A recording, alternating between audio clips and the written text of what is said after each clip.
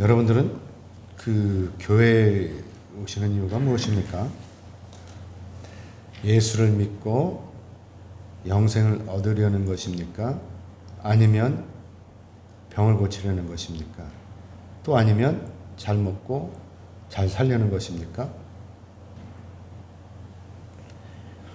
어쨌든 여러분이 교회에 오시는 이유는 다양하실 거예요. 그렇죠? 이런저런 이유가 다 있겠죠. 하지만 여기서 우리가 놓치지 말아야 하는 것은 딱 한 가지예요. 그것은 바로 누구든지 예수를 믿으면 구원을 받는다는 사실입니다. 논란의 여지가 없이 우리 영혼이 주님 안에서 바르게 세워지는 것이죠. 그리고 하나님의 자녀가 되어서 하나님의 나라의 상속자가 되는 것입니다. 이것이 우리가 오늘 교회에 올라오는 이유가 되는 것입니다. 여러분, 요새 중국에서 열리고 있는 동계올림픽 경기를 보시고 계시죠? 보시죠? 안 보는 사람은 뭐 영적인 사람이니까 안 보시는 거죠. 저는 시간 나는 대로 봐요. 뭐 기도하고 그 시간은 다 하지만 그래도 뭐 중요한 거는 이제 보게 되는데, 지난 7일 열렸던 남자 쇼트트랙 1000m 경기를 보면서 여러분 어땠어요? 저는 엄청 화가 났어요. 우리나라 선수들이 잘 달리고도 1등으로 들어오고도 편법 판정을 해가지고 실격이 됐죠. 그래서 엄청 화가 났어요. 넘겨주세요. 중국 선수를 이렇게 추월을 하는데 인코스로 싹 들어왔어요. 부딪히지도 않았어요. 그랬는데 실격이 됐어요. 그때 여러분의 기분은 어땠어요? 저는요, 속으로 야, 다 때려치우고 그냥 돌아와. 이런 생각을 했어요. 여러분 그렇게 생각하지 않으셨습니까? 다 때려치고 돌아오라고? 그래서 어떻게 했어요? 하지만 대한민국 선수단은 그러지 않았어요. 그렇죠? 국제올림픽위원회 또 국제빙상연맹에 항의하기도 하고, 그 다음에 스포츠 국제중재재판소에 제소하면서 남은 경기를 다 치르고 돌아오겠다라고 이렇게 얘기를 했습니다. 옛날에는 이런 일이 벌어지면 항의조차 안 했대요. 왜? 뒤에 있는 선수들이 혹여라도 해를 당할까봐 그랬다는 것입니다. 근데 올해는 그러지 않았어요. 올해는 강력하게 항의를 했던 것이죠. 왜 그랬겠어요? 왜 승질 피우고 야 돌아가자 그러고서 그 보따리 싸갖고 오지 않고 왜 이런 일을 했을까요? 왜 이렇게 항의하고 했을까요? 그것은 그런 건 다른 이유가 아니에요.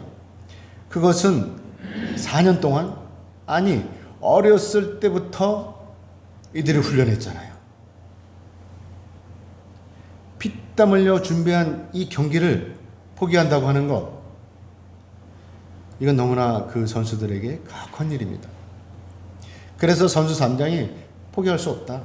우리 끝까지 경기하겠다. 이렇게 기자회견을 하는 거 보고 야, 저 사람 참 우리나라 대통령이 됐으면 좋겠다 이런 생각이 들더라고요. 리더에게는 이런 리더십이 있어야 되는 것입니다.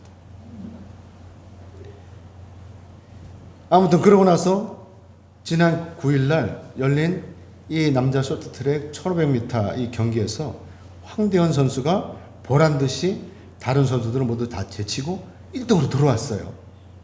이때는 어땠어요? 저는 흥분했어요. 여러분들도 흥분했을 거예요.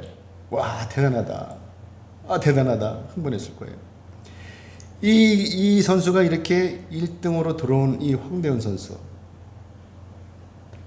이 선수가 1500m 이 경기에서 대비한 전략은 뭐냐? 그것은 바로 아무도 자기 몸에 손을 대지 못하게 하는, 또 자기도 아무도 손을 대지 않는 이런 경기, 이런 깔끔한 경기를 하겠다라고 하는 것입니다. 그리고 이 선수의 이 멘탈은 완전히 특급이에요. 누구 못지 않아요. 대단한 거예요. 절망하지 않아요. 다른 선수 같았으면 그때 실망하고 저 같으면 아마 그때 좌절하고 펑펑 울고 그냥 보따리 싸들고 온다고 그랬을 거예요. 근데 그 선수는 딱 잊어버린 거예요. 많은 사람들이 흥분하고 난리를 치는데도 이 정작 이 당사자인 그는 꿋꿋이 경기에 임해서 어떻게 해요? 결국 1등을 차지하고 말았던 것입니다. 넘겨주세요. 당당하게 1등을 한 거예요. 그쵸? 그리고 그가 남긴 말이 뭐냐? 그는 이렇게 얘기를 해요. 이미 끝난 경기에 억울해하고 무너지는 대신에 논란의 여지조차 남기지 않고 깔끔한 경기를 펼치자. 이게 이 선수의 마음이었던 거예요. 이미 지나간 거는 다 끝난 거예요. 그렇죠? 그 억울할 필요가 없는 거예요. 이제 자기가 남은 경기는 어떻게 해요? 논란의 여지 없이 그냥 이기자. 이런 생각을 가지고 경기에 임했던 것입니다. 이것이 승리하게 된 원동력이 되었던 것이죠. 예수님께서 제자들을 선발하시기 전에 산에 오르셔서 밤새도록 기도를 하셨어요. 그렇죠? 예수님도 기도하셔요. 예수님은 뭐 그냥 가만히 계시다가 막 기적을 행하고 그러시는 게 아니라 예수님도 기도를 하시는 거예요. 밤새도록. 왜? 제자들을 선발하시기 위해서. 제자들을 선발하는 건요, 아주 중요한 일이에요. 그렇죠? 그냥 뭐 아무나 뽑는 게 아니라 중요한 일이에요. 왜냐하면 예수님의 제자는 앞으로 이 하나님의 메시지를 정확히 전달해야 하기 때문에 중요하다고 하는 것입니다. 그래서 인간적인 기준이 아니라 하나님의 마음에 합당해야 되고 무엇보다도 이 하나님의 뜻에 따라서 순종하는 사람이 선발이 되어야 하는 것이죠. 그래서 예수님께서 산 위에 올라가셔서 밤새도록 기도를 하셨던 것입니다. 그래서 오늘 본문 앞에 있는 누가복음 6장 12절 13절의 말씀을 보면 앞에 한번 볼까요? 누가복음 6장 12절 13절의 말씀 우리 같이 한번 읽어보겠습니다. 같이 읽겠습니다. 시작. 이때 예수께서 기도하시러 산으로 가사 밤이 새도록 하나님께 기도하시고 밝음에 그 제자들을 부르사 그 중에서 12를 택하여 사도라 칭하셨으니. 아멘. 아시다시피 예수님도 하나님이시죠? 그런데도 이 하나님이신 이 예수님께서 기도를 하신 거예요. 이것은 뭐예요? 왜 기도를 하신 거예요?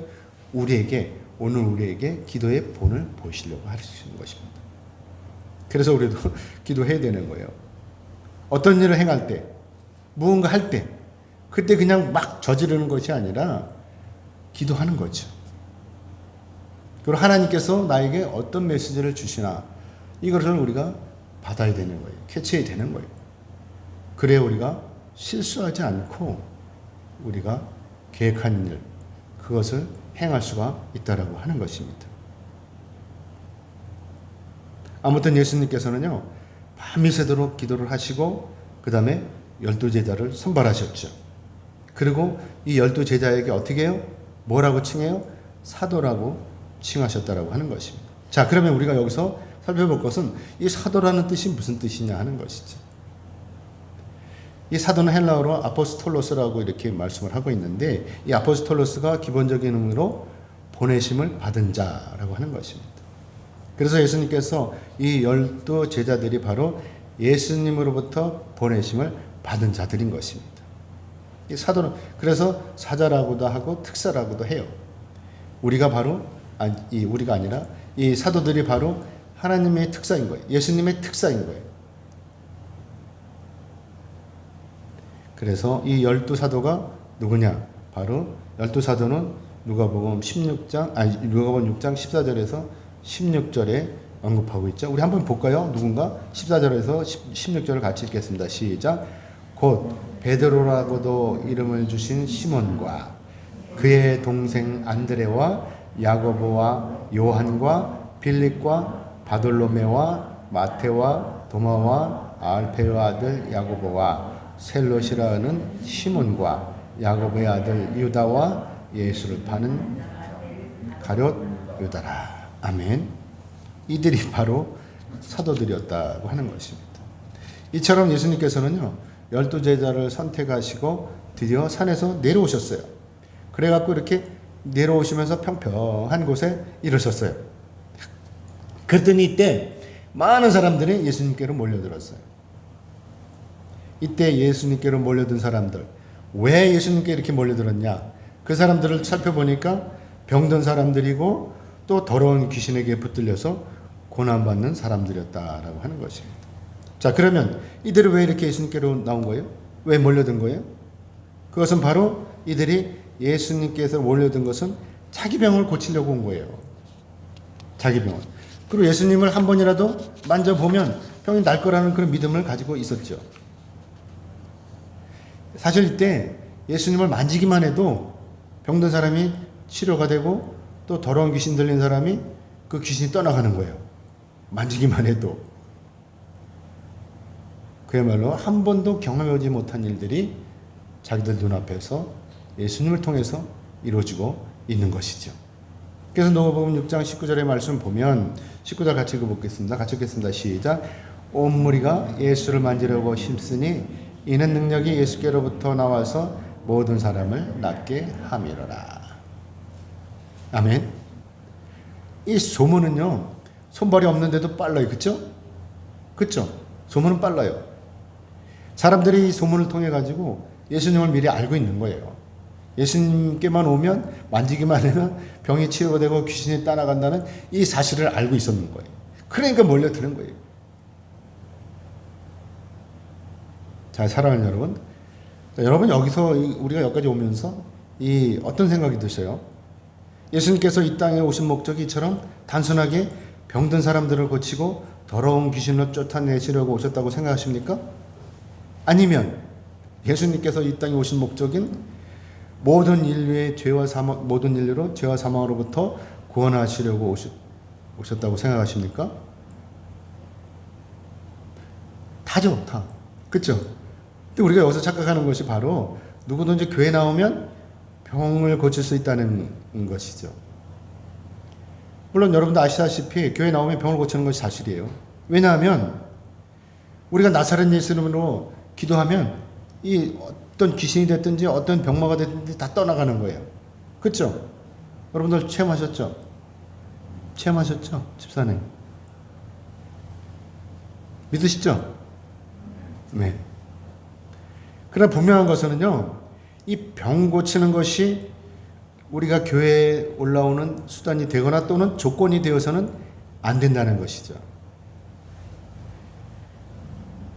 그렇기 때문에 오늘날 우리가 교회에 나오는 것, 또 교회에서 해야 되는 주된 역할, 이것은 바로 병 고치는 것뿐만이 아니라 논란의 여지 없이 영혼 구원에 있다는 사실인 것입니다.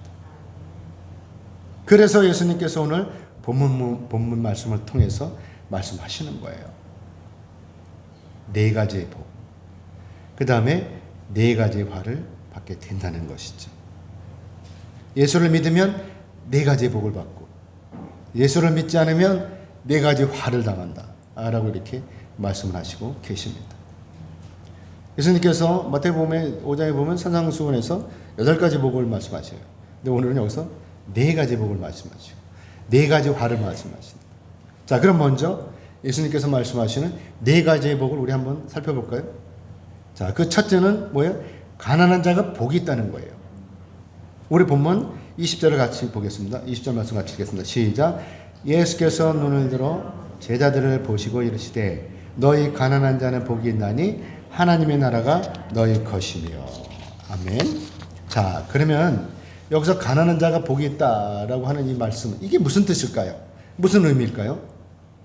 자, 우리가 생각할 때, 일반적으로 생각할 때 가난한 자는 어떻게 돼요? 복을 받은 자가 아니고 어떤 거예요?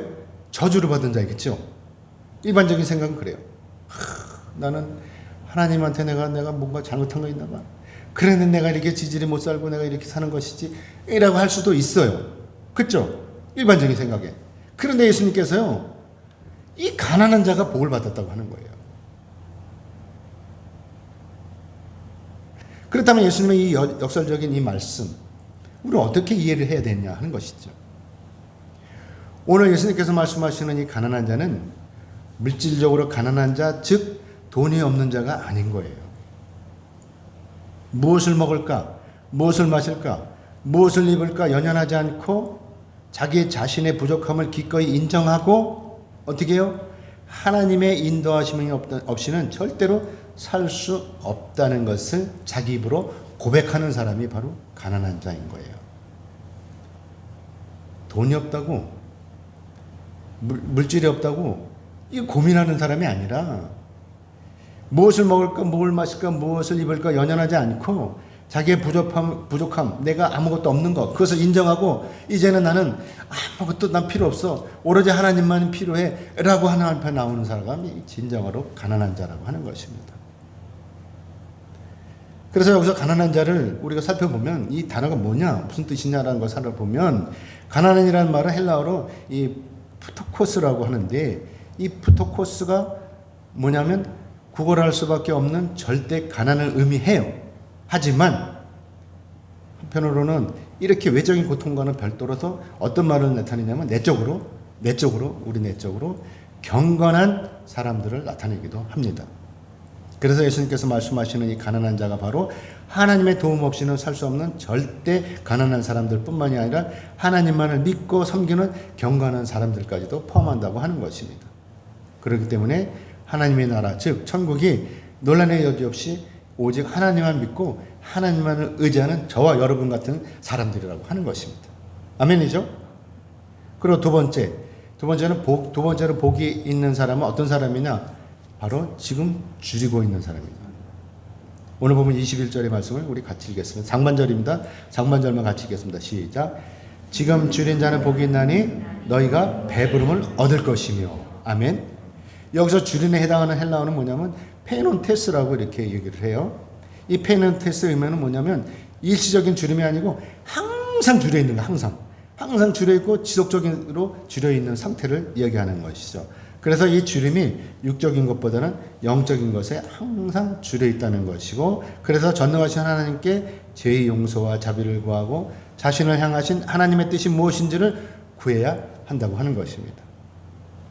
그렇게 되면 우리가 이렇게 하나님 앞에 나와서 이 영적으로 이 줄임을 하나님 앞에 토로하면서 기도하면서 하나님께서 나에게 하려고 하시는 일이 무엇인가 것을 이렇게 구하는 이런 자들, 이런 사람들이 예수님의 말씀에 따라서 진정으로 배부르게 된다고 하는 것입니다. 하나님께서 채워주시는 거예요. 우리가 엎드려서 기도하지 않으면 하나님께서 채워주셔요.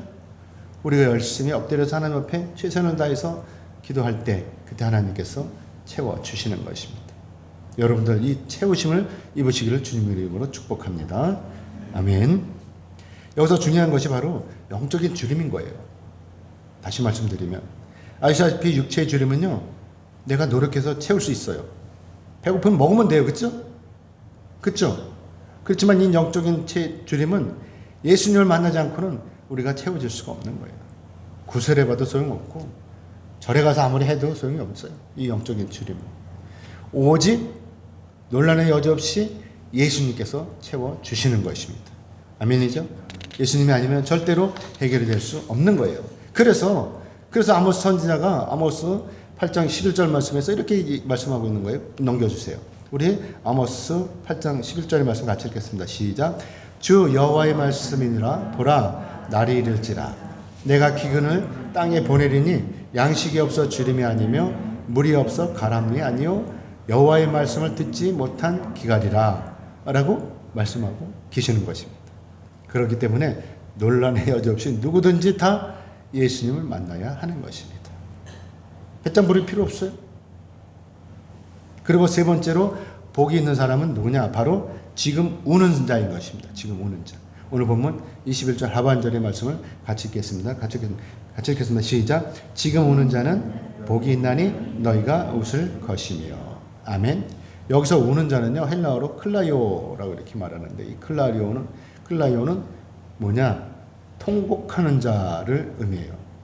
이것을 마태는요, 애통하는 자라고 이렇게 말씀하고 있는데, 우리가 애통하게 운다고 하는 것, 우리가 통곡한다고 하는 것, 이것은 바로 구원의 은혜에 감격하는 마음으로 예수님 앞에 나오는 것은 물론이고, 예수님 앞에 나와서 내가 죄인인 것을 깨닫고 진정으로 통회하는 마음으로 끊임없이 하나님 앞에 엎드려서 유지하는 것을 의미하는 것이죠.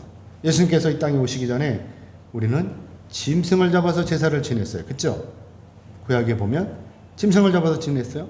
짐승을 잡아가지고 와서 짐승한테 내 죄를 전가시키는 거예요. 제사장이 이 일을 감당하고 그 짐승을 잡아서 피를 뿌리고 그 고기를 짐승을 태워서 번제로 드렸습니다.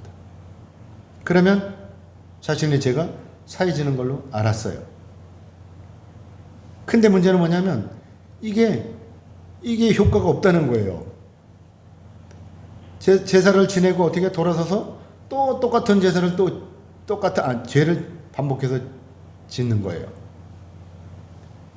이게 들어가서 제사를 지내면 다시는 나와서 그 죄를 짓지 말아야 되는데, 제사를 지내는 걸로 끝났다고 생각하고 자기가 지은 죄는 다 이제 끝났으니까 나와서 또 죄를 짓는 거예요. 뭐 내가 지은 거 다 끝났으니까 이제 또 나와서 죄를 짓는 거죠. 이게 문제인 거예요. 이게 이스라엘 역사를 보면 계속해서 반복이 되는 걸 볼 수가 있습니다. 이스라엘 역사뿐만 아니라 우리도 마찬가지죠. 사랑하는 여러분, 그렇다면 그 이유가 뭘까요? 분명히 제사를 지냈는데 왜 사람들이 또 나와서 똑같은 죄를 또 짓느냐 하는 것이죠. 그것은 바로 하나님 앞에서 통해함이 없는 제사를 지냈기 때문에 그렇다고 하는 것입니다. 그야말로 하나님과 상관없는 그런 형식적인 제사만을 드린 것이죠. 그래서 이사야 1장 11절 12절의 말씀에서 이렇게 말씀하고 있어요. 우리 같이 보겠습니다. 넘겨주세요. 이사야서 1장 11절에서 12절 말씀 우리 같이 읽겠습니다. 시작. 여호와께서 말씀하시되 너희의 무수한 재물이 내게 무엇이 유익하뇨? 나는 순양이 번제와 살찐 짐승의 기름에 배불렀고 나는 숫송아지와 어린 양이나 염소의 피를 기뻐하지 아니하노라. 너희가 내 앞에 보이러 오니 이것을 누가 너희에게 요구하였느냐? 내 마당만 밟을 뿐이라 라고 말씀하고 계시는 것입니다. 소용없는 거예요. 제사 지내는 소용없는 거예요. 하나님 안 받으신다는 거예요. 너희들 왔다가 내 마당만 밟고 갔다는 거예요. 뭐 황소도 잡아오고 막 그렇게 해서 제사를 거나하게 지냈는데 다 소용없는 거예요. 무슨 소용이 있어 이게? 하나님이 안 받으시면. 그렇죠? 그냥 마당만 밟고 갔다는 거예요. 그렇게 열심히 제사를 지냈는데 얼마나 억울하겠어요? 제사 지낸 제주가. 자, 근데 예수님께서 오시고 나오는 그러지 않았어요. 예수님께서 오시고 난 후에는. 왜냐하면 예수님 앞에 나와갖고 우리가 진정으로 울었기 때문에 그렇은 거예요. 내 죄를 깨닫고 내가 주님 앞에 나와서 진정으로 통회자복했기 때문에 그런 일이 없다라고 하는 것이죠. 그래서 사도 바울이 로마서 3장 24절 말씀에서 이렇게 말씀하고 있는 거예요. 넘겨주세요. 로마서 3장 24절 말씀 같이 읽겠습니다. 시작. 그리스도 예수 안에 있는 속량으로 말미암아 하나님의 은혜로 값없이 의롭다 하심을 얻은 자 되었느니라. 아멘. 우리가 옛날엔 제사 지내도 아무만 제사 지내도 소용이 없는데 오늘은 우리가 주님 앞에 나와서 이렇게 회개하고 통회자복하고 하나님 앞에 예배하면 우리 하나님 앞에 하나님으로부터 어떻게 해요? 값없이 하나님의 은혜로 값없이 의롭다 하심을 얻은 자가 되는 거예요. 그렇기 때문에 오늘날 우리 제사가 오늘날 우리의 예배가 진정한 예배가 되는 것이죠. 자, 그 다음에 네 번째로 복 있는 사람은 뭐죠? 복 있는 사람은 사람들로부터 버림을 받은 자예요. 오늘 보면 22절의 말씀 우리 같이 읽겠습니다. 시작. 인자로 말미암아 사람들이 너희를 미워하며 멀리하고 욕하고 너희 이름을 악하다 하여 버릴 때에는 너희에게 복이 있도다. 아멘. 이것도 역설적인 거죠. 그렇죠? 자, 여기서 인자는 당연히 누구예요? 예수님이에요. 예수님을 메시아로 믿고 예수님을 메시아로 고백하고 예수님의 제자로서 예수님의 길을 따라가는데 그런데도 이때 우리가 많은 사람으로부터 핍박을 받는 것은 사실이에요. 그렇죠? 예수님을 믿는다고 우리가 핍박을 받아요. 저도 처음에 신앙생활 처음에 시작했을 때 여기 뒤에서 이제 추석날 차례를 지냈는데 저는 차례를 안 지냈어요. 언젠가 얘기했지만 저는 절을 안 했어요. 우리 집사람도 안 하고 우리 아이도 안 했어요. 제 식구가 다 안 하고 서 있어요. 뻗쭈먹고 서 있으니까 우리 형이 야단을 치는 거예요. 예수 믿는다고 예수쟁이들 절도 안 한다고 조상도 몰라보는 것들이 예수 믿어 뭐하냐고 막 야단을 치시는 거예요. 그래서 우리는 거기 있을 수가 없는 거예요. 그래서 쫓겨내려왔어요. 예수를 믿으면 이런 핍박을 받아요. 이것을 이겨내야 되는 것입니다. 그래서 예수님께서 오늘 말씀하시잖아요. 어떤 자가 복이 있다고? 버림받은 자가 복이 있다고 하는 것이죠. 너희를 미워하고 멀리하고 욕하고 너희 이름을 악하다 해 버릴 때에는 너희에게는 복이 있도다 라고 이렇게 말씀하시는 것입니다. 여러분도 아시다시피 기독교 역사는 어때요? 박해와 순교로 인해 가지고 피로 얼룩진 역사예요. 그렇죠? 이 박해는요, 우연히 일어난 게 아니에요. 우연히 어쩌다가 뒤통수 맞은 게 아닌 것입니다. 이 박해가 어떤 역할을 하느냐? 진짜와 가짜를 구별하는 거예요. 이 박해가. 오늘 우리 그리스도인에게 신앙의 연단을 가져다 주고 또 인내를 가르쳐 주는 거예요. 이 박해가. 박해가 없으면 우리가 신앙이 클 수가 없어요. 우리는 박해를 딛고서 신앙이 자라나는 것입니다. 그래서 사도행전이나 기도 역사를 보면 역설적으로 박해가 있을 때마다 교회가 붕이 되었어요. 뿐만 아니라 선교가 더 활발히 일어났던 것입니다. 사도 바울이 가는 데마다 매를 맞았어요. 돌도 맞고 가는 데마다 태장도 맞고 막 그랬어요. 그런데도 사도 바울은 일어나서 또 전도를 한 거예요. 그래서 오늘날 저와 여러분이 이렇게 예수를 믿고 이렇게 예배를 드릴 수가 있었던 것입니다. 그때 사도 바울이 좌절했더라면, 사도 바울이 아무것도 안 하고 누워 있었더라면 어떻게 됐겠어요? 오늘날 우리는 이런 일이 없을 거예요.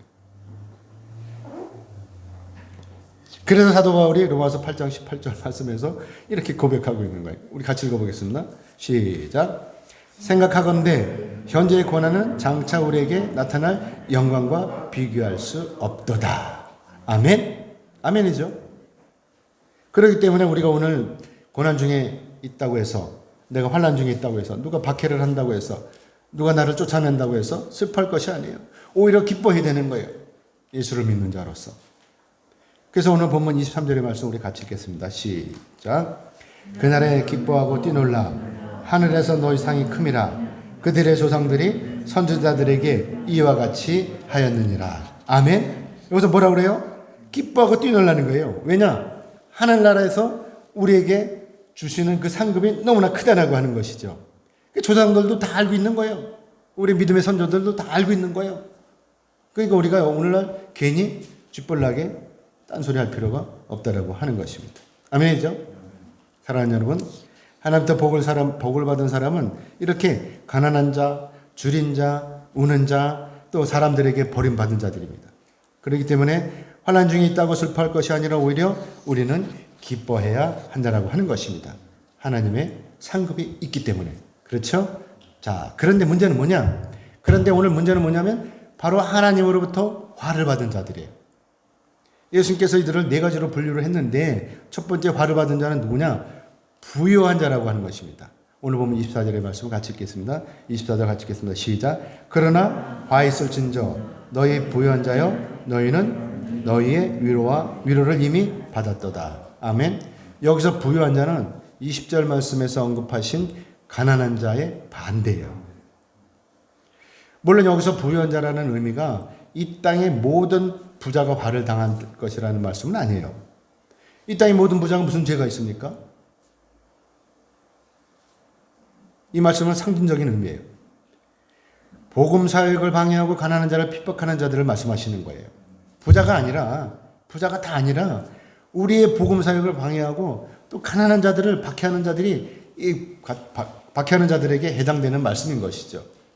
다시 말씀드리면 오늘 예수를 믿지 않고 하나님 앞에 나와서 회개하지 않고 오히려 자기 자신만을 믿고 세상을 즐기면서 사는 이 교만한 자들을 말씀하시는 것입니다.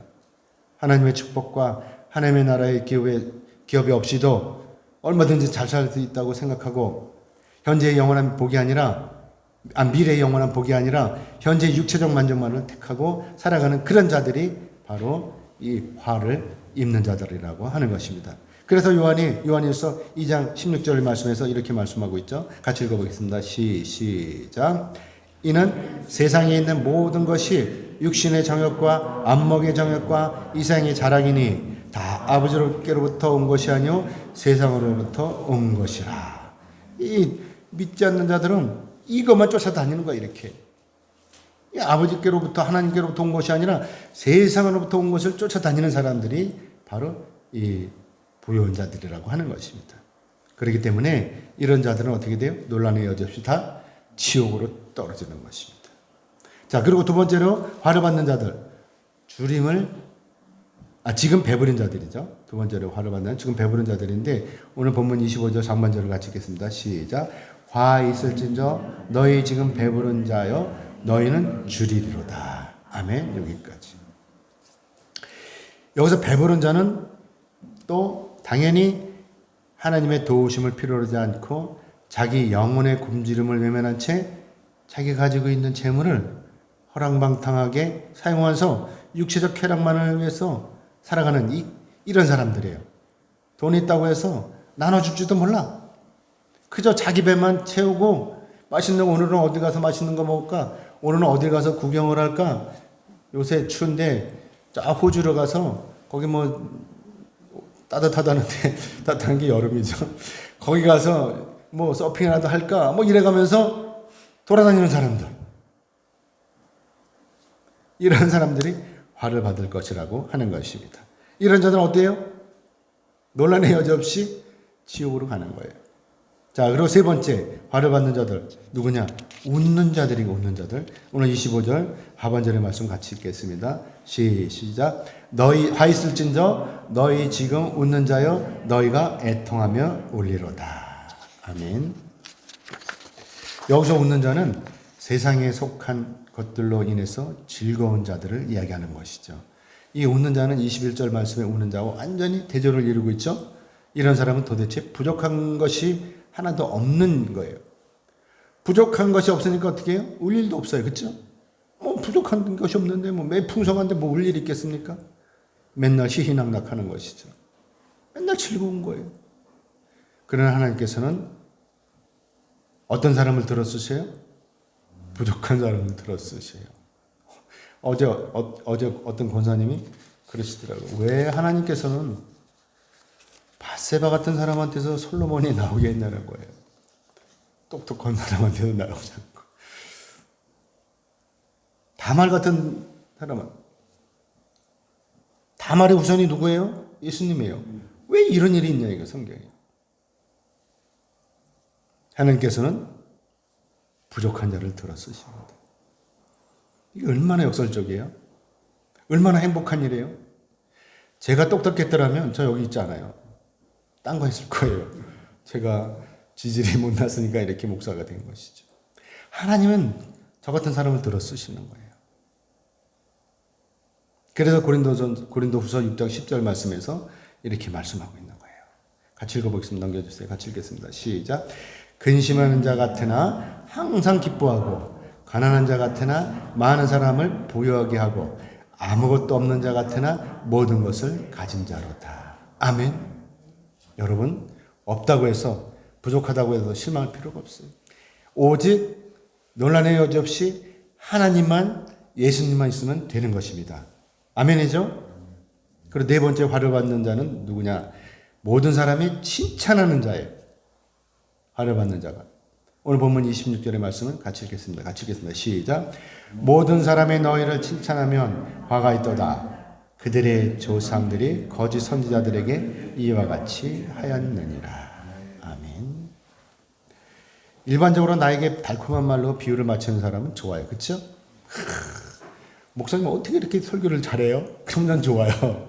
그렇죠? 여러분 안 그렇습니까? 칭찬하는 사람 안 좋아요? 근데 진짜 지지리도 못하는데 잘한다 그래봐요. 이건 어떻게 돼요? 이거는 칭찬이 아닌 것입니다. 비웃는 것이죠.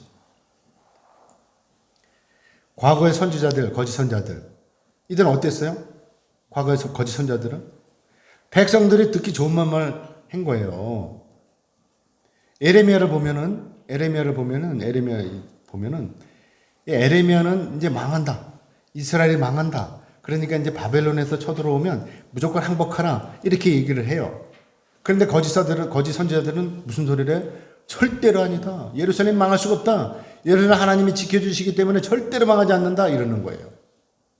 그리고 에레미야는 거짓말을 하고 거짓 선지자라는 거예요. 절대로 항복하지 말라는 거예요. 어떤 일이 있어도 항복해. 만약에 바벨론이 쳐들어오면 애굽에 가서 애굽하고 손을 잡아갖고 까부시면 된다. 이러는 거예요. 하나님은 이미 바벨론을 몽둥이로 사용하셔서 이스라엘을 치기로 때리기로 작정을 하셨음에도 불구하고 에레미야를 통해서 계속 말씀하시는데도 불구하고 이 유대인들 절대로 에레미야 말을 안 들었던 것입니다. 그러니까 망하는 거예요.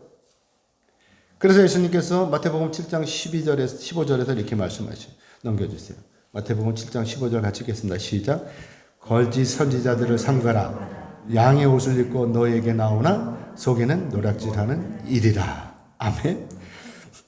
예수님께서 이렇게 말씀하시는 거예요. 거짓 선지자들 그거 조심해라 이거 조심해라 이거. 오늘날도 이런 사람 많아요. 목사도 아닌 것이 목사처럼 이렇게 거짓 말을 해가지고 사람들을 현혹해 하는 거예요. 신천지 이만희. 그렇죠? 특히 신천지 이만희. 그러나 반대로 정직한 선지자들은 어때요? 하나님 말씀을 선포할 때 절대로 사람들이 듣기 좋은 말을 선포하지 않았어요. 논란의 여지 없이 하나님께서 원하시는 하나님의 말씀만을 선포하셨어요. 그래서 에레미야 선지자와 같은 정직한 선지자가 박해를 받았던 거예요. 그렇기 때문에 칭찬받으려고 애쓸 것이 아니라 정직하게 살아야 되는 거예요. 하나님의 말씀을 바르게 선포해야 되는 것입니다. 사랑하는 여러분, 어떻습니까? 여러분 하나님부터 복을 받은 사람입니까? 잘 돌아보니까? 아니면 하나님부터 화를 받은 사람입니까? 생각해보면 여러분들은 하나님부터 복을 받는 사람이죠. 아멘. 이제 말씀 맺겠습니다. 하나님께서는 우리가 복 받기를 원하십니다. 경기에 임하기 전에 황대현 선수는요, 스스로 다짐했어요. 아까도 말씀드렸지만 아무도 손을 대지 못하게 하는 깔끔한 레이스를 하자라고 다짐을 했던 것입니다. 아예 논란의 여지를 주지 않겠다는 것이죠.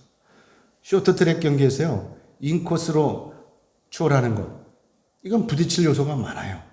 근데 인코스로 추월을 하려고 하는 이유는 짧잖아요. 순간적으로 들어가면 짧잖아요. 이 밖으로 추월하는 것, 황대현 선수처럼 이 인코스가 아니면 아웃코스로 추월하는 건 엄청난 체력을 소모하게 되는 것입니다.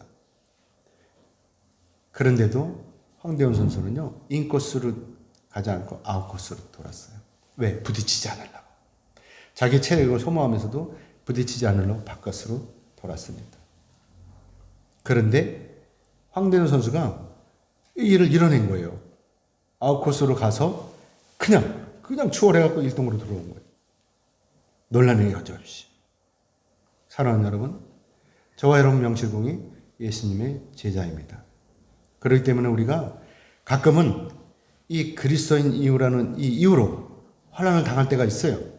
또 말도 안 되는 일로 핍박을 받을 때가 있어요. 억울한 일을 당하는 것이죠. 이때 여러분은 어떻게 처신하십니까? 같이 들러붙어서 끝까지 싸우십니까? 뭐야? 이러면서 막 들러붙어 싸우십니까? 아니면 양보하십니까? 황대현이처럼. 예수님께서는 오늘 분명히 말씀하십니다.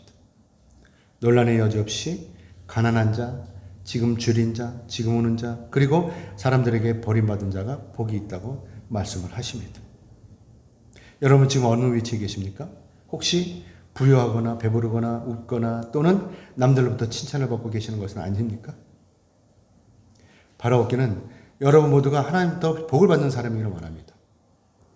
지금 비록 가난하지만, 지금 비록 줄이고 있지만, 지금 비록 울고 있지만, 지금 비록 사람들로부터 버림을 받고 있지만 이제 곧 여러분에게 하나님부터 주어지는 이 놀라운 복이 임할 것입니다. 우리가 예수를 믿는 목적은 우리 영혼 구원에도 있지만 우리가 살아가고 있는 현재 사회, 이 사회를 바르게 세우는 데도 있습니다. 남은 잘 먹고 잘 사는 것이 아니라 우리 사회를 같이 세워나가는 데 있는 것이죠. 그렇기 때문에 우리가 오늘 참을 수 있는 거예요. 그렇기 때문에 우리가 오늘 양보할 수가 있는 거예요. 그래서 우리가 최선을 다해서 더불어 사는 사회, 이 사회를 만들어 갈 수가 있는 것입니다. 아멘입니까? 아멘 하시는 여러분에게 하나님의 은혜와 은총이 임하시기를, 그리고 하나님부터 주어지는 놀라운 복을 받아 누리시기를 주님의 이름으로 축복합니다. 아멘. 기도하겠습니다.